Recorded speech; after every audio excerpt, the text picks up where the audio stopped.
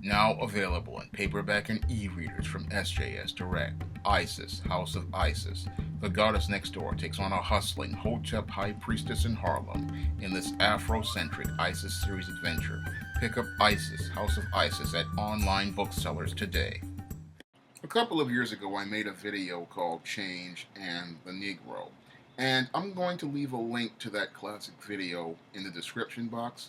And I'm going to revisit this topic because one of my viewers asked me to talk about it once more.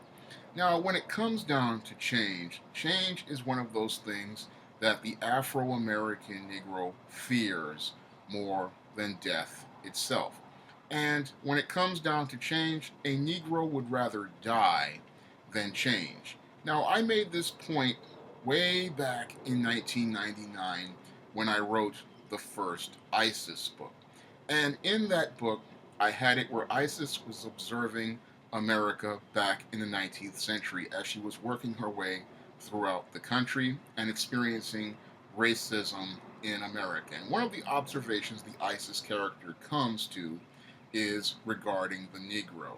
And she says to herself, as she muses in chapter 15, that most Negroes were more scared of change than white folks. And that's true to today because when it comes down to this Negro and even some white people and non black people are afraid of change. And that's why they hold on to their old dysfunctional ways. Because when it comes down to change, one of the reasons why people are so scared of change is the fact that they have to acknowledge the problems in their life. Because in order to move forward, you have to acknowledge you have a problem. And that's part of what change is you understanding that the way you're doing things right now just doesn't work and you have to do things differently. And when it comes down to a lot of people, they become very comfortable in the way that they're doing things right now.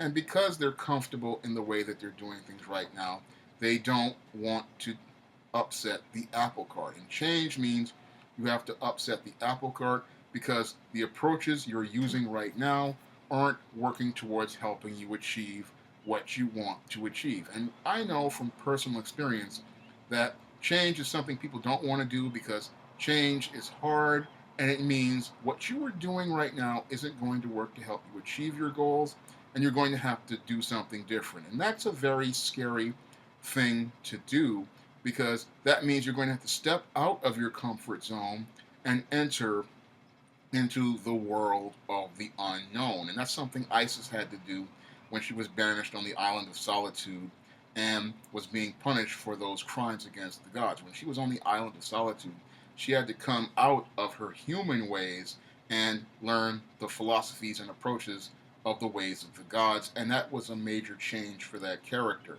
And that's something a lot of people they don't want to do is come out of their comfort zone. That's why they say change is so hard because they have to come out of their comfort zone. They have to acknowledge that they have a problem and then they have to start stepping out of their comfort zone into the realm of the unknown.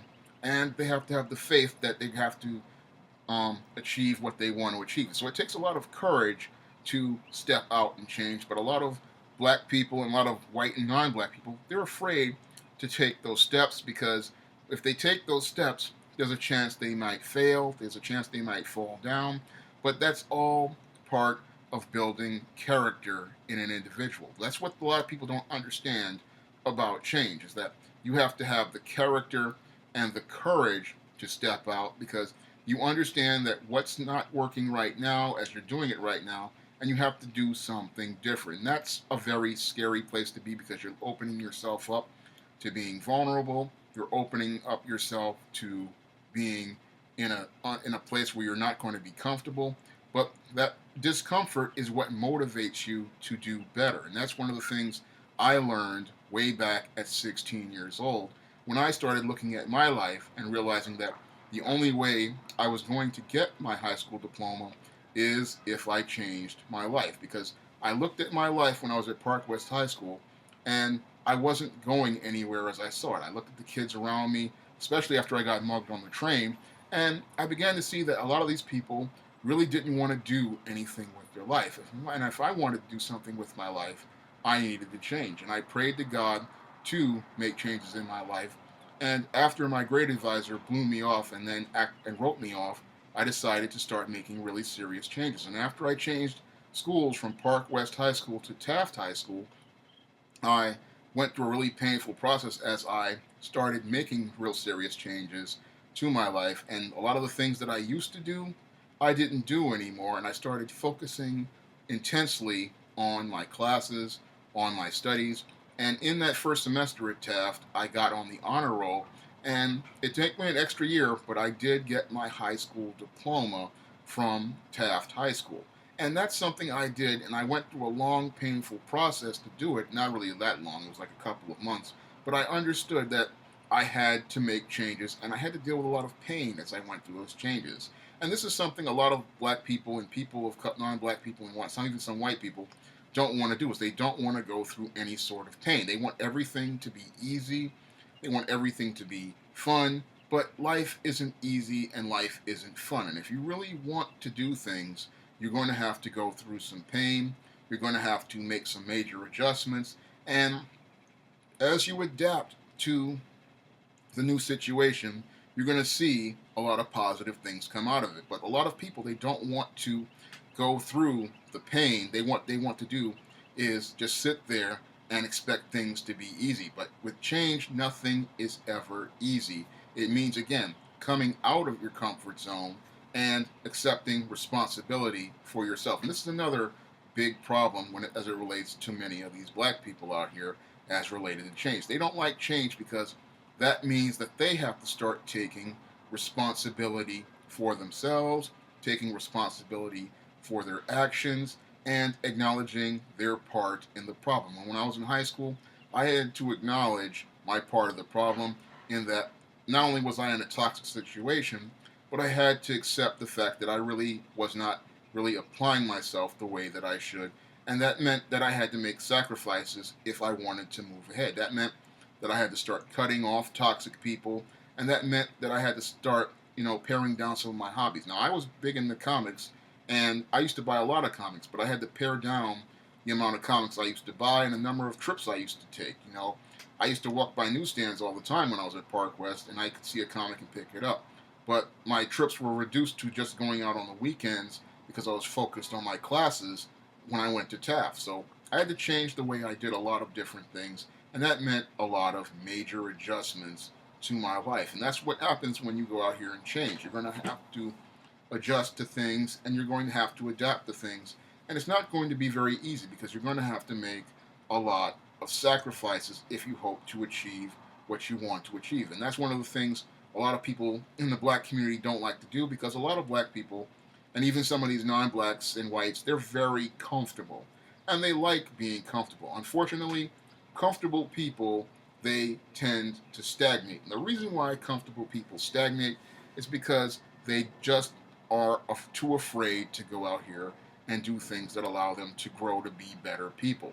And people who understand change understand that they're going to go through a whole lot of discomfort in order to get to a place where they can be a little bit more comfortable in the future and achieve the things that they want to achieve. And they want to achieve, and because they want to achieve those things, they go out here and make sacrifices to achieve what they want to achieve.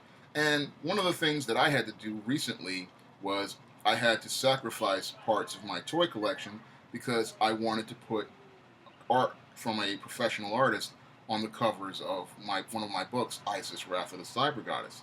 And in order for me to be able to do that, I had to let go of things that I really liked in order to achieve what I wanted to achieve. And that's something that you have to do if you want to change. Again, you're going to have to let go of things that you have, or let go of issues that you have, in order to get something better in the future. And I wanted to get that cover on Isis, Wrath of the Cyber Goddess, so I was willing to sacrifice some things that were in my toy collection and in my personal hobby of memorabilia, on my memorabilia collection. I was willing to let those things go in order to achieve something that would help me, I believe, move ahead.